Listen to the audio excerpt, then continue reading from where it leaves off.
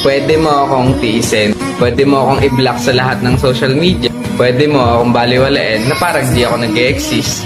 Pwede mo akong itanggi sa lahat na magtatanong. Pwede mo rin sa akin isisi ang lahat ng mga nangyari na kung bakit ganito, bakit ganyan.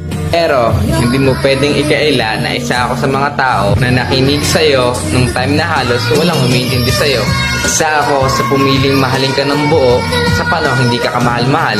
Isa ako sa paulit-ulit pinili magstay sa tabi mo kung mga oras na pakiramdam mo iniwan ka na ng lahat.